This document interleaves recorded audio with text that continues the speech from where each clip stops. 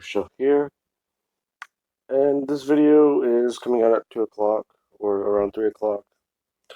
I was kind of busy today,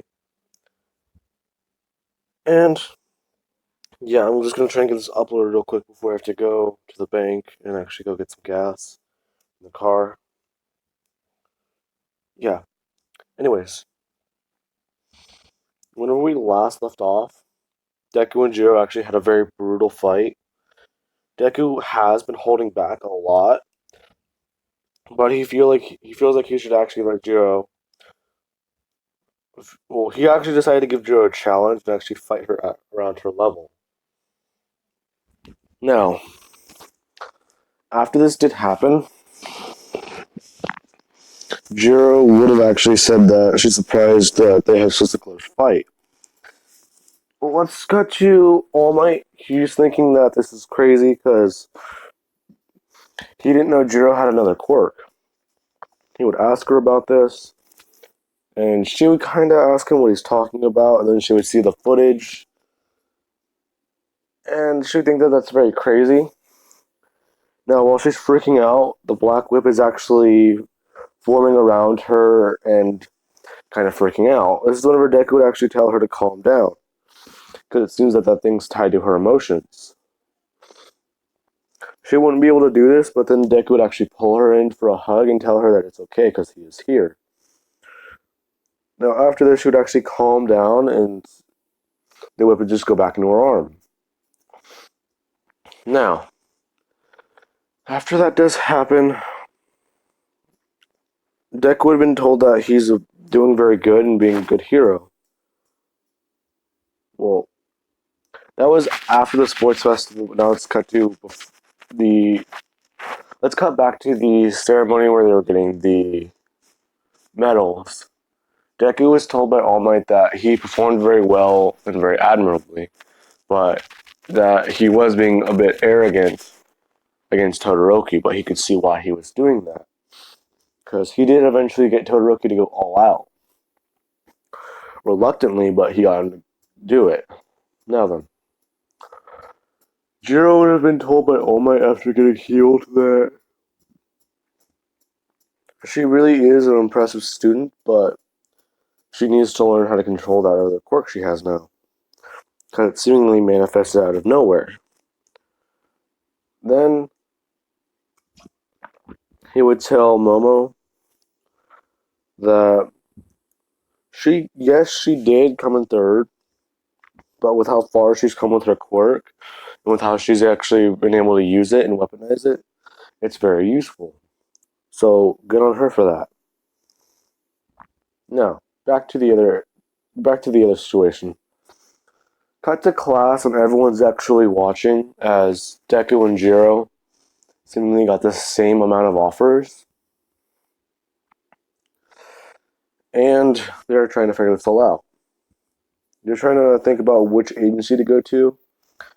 And this is whenever All Might would actually pull aside Jiro and say that his old master has actually no, she has full count, so I want to say she doesn't go to his agency, but yeah, no, they would just be talking and they would be talking about it. Deku seemingly just muttering in English and they can't understand him. Because I feel like a lot of people forget. Not a lot of I don't know where My Hero Academia takes place, but let's say they weren't talking in English. Anyways, after that happens, Deku's muttering English, thinking about where to go. She's trying to figure out where she wants to go, so she's kind of mimicking Deku with the whole talking out loud thing. And they just keep throwing things back and forth, and people are watching this and thinking that this is super weird because these two are seemingly just sitting like right next to each other talking about this, and they would eventually land on an agency they can both go to. And let's say, I would say an agency with a racer head, but I don't really see how he has an agency. But let's say, hmm,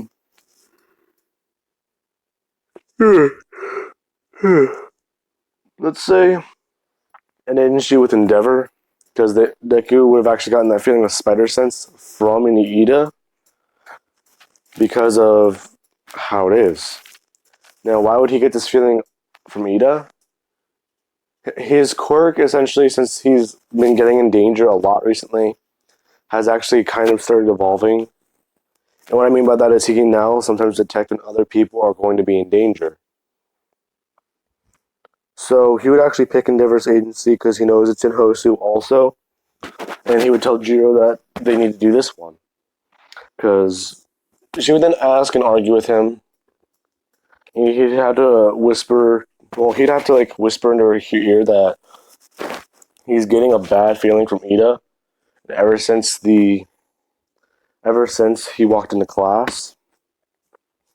And she would ask him what he means by that, and he'd say that this morning he got a bad feeling from his mom, and whenever a couple minutes later she actually got injured, or quite a bit injured by falling whenever she slipped because she just mopped the floor, and he had to actually catch her. Now, after that, he would then say that he thinks his quirk's evolving again.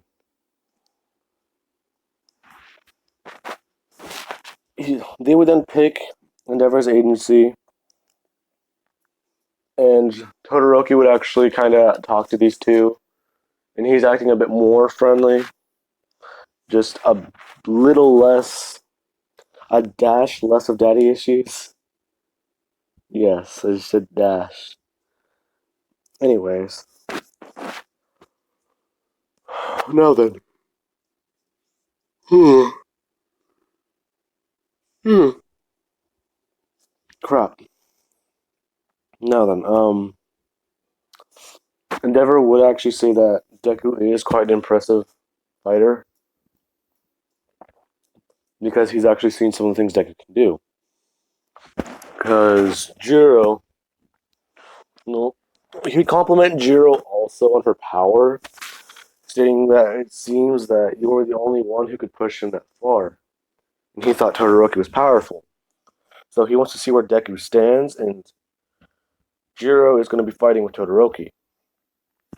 Now then, Deku would actually say that he doesn't think Endeavor has the strength. Well, Endeavor, your fire might be able to hurt me, but he doesn't think you're going to be stronger than me. Endeavor would feel insulted and actually challenge Deku to an arm wrestling match.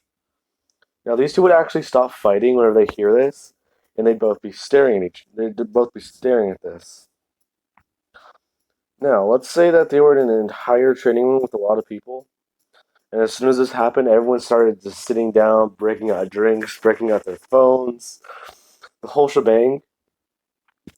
And this is whenever Jiro would actually walk over, put her hands on theirs, and actually count down 3, 2, 1, go. As soon as she said go, Endeavor, well, he's basically all his strength. He tries moving it to his left to move Deku's arm. As this happens, a small shockwave kind of goes throughout the room, knocking a bunch of people back, and whatever they had their arms on actually starts cracking a lot because it was made of cement and concrete. Now Deku's still holding his arm there, asking Endeavor if he's ready for him to start trying. Endeavor would say that this doesn't make sense because he can tell Deku's trying his hardest. Deku would say no, he's not actually. This is him actually trying. This is whenever he would then smash Endeavor's arm all the way to the right, sending Endeavor through the wall. Now this would actually have broken Endeavor's hand, his arm, and getting sent through a wall would actually disorient him. He would then see that Deku is actually quite powerful because this is after he gets patched up and actually gets his arm healed. He would say that Deku is quite powerful and that he actually underestimated him. And they would get back to training. Now, whenever they do go on patrol, there's whenever Jiro's actually asking Deku if she can try something with her new quirk. they would ask Endeavor, and Endeavor would say that they can, because it's essentially quirk training, and she can get stronger and help Todoroki get stronger. This is whenever Deku would actually shoot a web and actually go start swinging upwards. Jiro would actually try latching onto something and start trying to swing. She wouldn't be able to do this, but she would have to grab onto specific items. But this is whenever she would actually get up there and try swinging and jumping with her sound waves.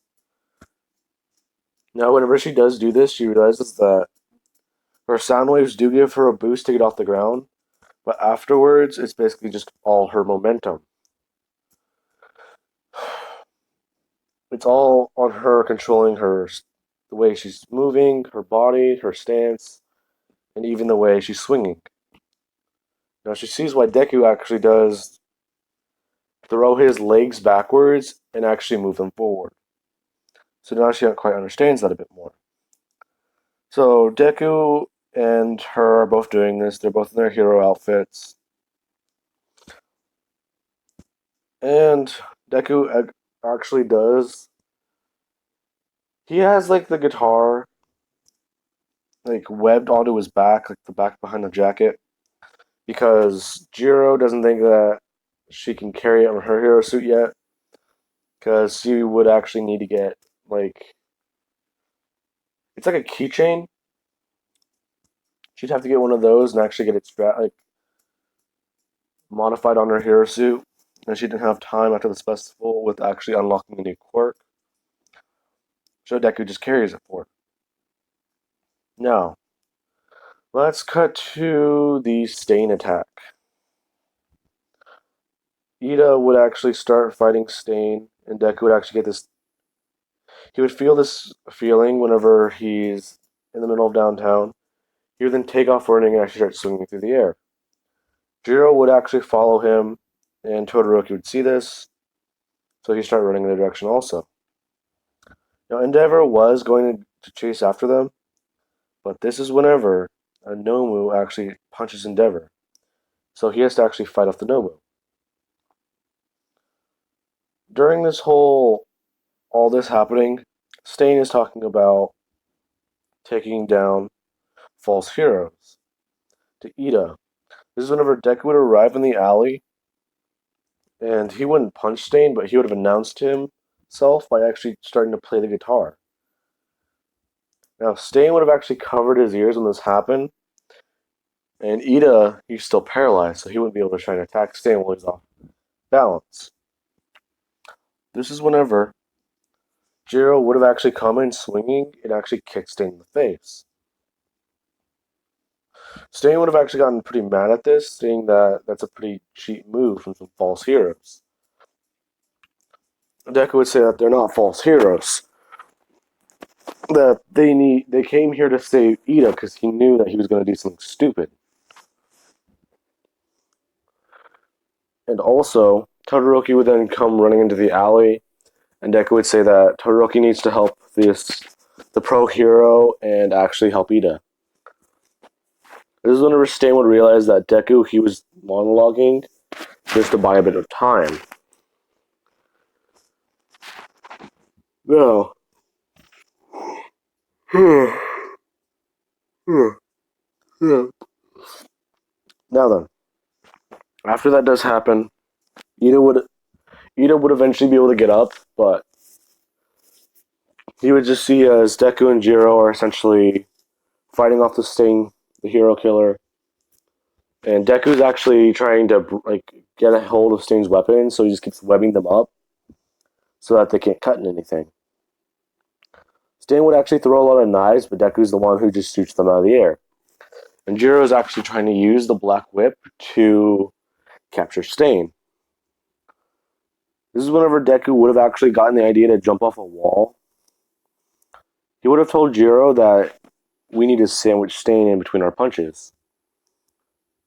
She wouldn't understand what he means by this, but he would say that he's going to jump off the right wall and she needs to jump off the left wall and blast him with sound as much as possible. She would reluctantly do this, and they're jumping around the alley. This is confusing Stain. This would get to a point where Deku would jump off the right wall and Jill would jump off the left one. But she would then, as soon as she does turn to jump off the wall, she would hit the wall and actually blast Stain with sound, sending him towards Deku, and Deku would then just punch him in the jaw, knocking him out. He would have actually broken Stain's jaw. Now then, they would be walking out the alley, and Deku would have taken all of Stain's weapons. Ow. My jaw just popped, ironically. Ow. Anyways, Deku would then feel his spider sense go off, and he would immediately see Nomu. So he would try covering the hero killer because he thinks that Nomu's going to take Stain. This is whenever it would actually take Jiro, and Deku seeing this would actually... Jiro would actually try reaching out for Deku with a whip, and she's short, but Deku would have shot a web and actually connected to the whip.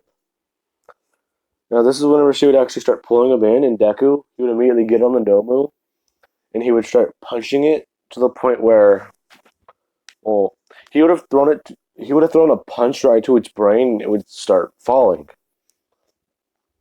Deku would have then put webs on its wings and actually try getting it to the ground slowly. He would do this and actually succeed. Now, Jiro would have actually gotten a bit shaken up by this because she kind of panicked for a second, not knowing what to do. Deku would have reassured her that she's fine and everything's going to be okay. Now, people were actually looking at this, and Stain, he's barely conscious. Because he barely started to wake up now. So he would have somewhat saw this through a delusional state. He would have saw Deku as All Might. But that is not true. Anyways, yeah, it's gonna be, okay. Yeah, I can do this. I can go that far right now. But anyways, they're on the bus to go to the camp. Deku and Jiro have actually gotten a bit further along with their song and actually playing it. They're kind of working on the lyrics, but they're using their guitars to try and figure this all out. This is whenever Aizawa would state that they need to get off the bus. And Deku and Jiro would actually get off the bus with their guitars, actually still strumming them quite a bit. Now, this is whenever the Pussycats would actually come out, and Deku would get a spidey sense call. So he'd immediately put his hands up, and this is whenever they would see him. Deku would then realize that this is that group of heroes, and he hasn't heard news about them in a long time. So he kind of remembers. Well, he doesn't remember their quirks, but he has a vague idea of what they are. Now then, Deku would then be. He would then be told that they're going to be having to go through the forest, and as soon as this happens, his spidey sense would go off again. So he would have immediately branded. Well, he would have been standing next to Jiro, but he would have he would instinctively grab her and actually jumped into the air. As soon as Deku did do this, they actually did create the landslide. Deku would have then actually swung down to the forest and start making his way through. And Jiro, with One For All, she's actually floating in the air and actually blasting all these monsters with her guitar. Essentially, she's creating a way through that everyone can get through. After a minute, the Pussycats would all see this, saying that you got some impressive students, but it seems like these two have a special interest in each other. Aizawa would explain that, yeah, those two are a couple, and he doesn't really mind it because they do make each other stronger. Now then, they would have gotten through, but Deku would have actually had to carry Jiro because she would have tried going overboard more with the quirk. So he would eventually piggyback her to the end, and actually they would have been a bit exhausted. Now, Kodo would actually see them, and he would see Deku's guitar. Deku would have actually started sitting down and playing a song. This is when Kodo would actually come over and actually try asking Deku if he can play a certain song. He would ask Deku to play. He would ask Deku to play.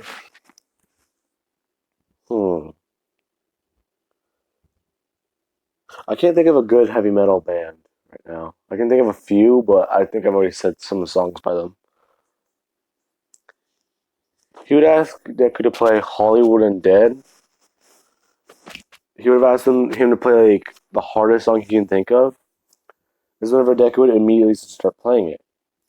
Kono would have actually been a bit surprised, and he would just keep asking Deku if he could play songs over and over again. This would get to the point where Deku is actually just standing on a park bench, well, the benches there, shredding his guitar. And the Pussycats would arrive along with every student in 1A. They're just seeing Deku rock out.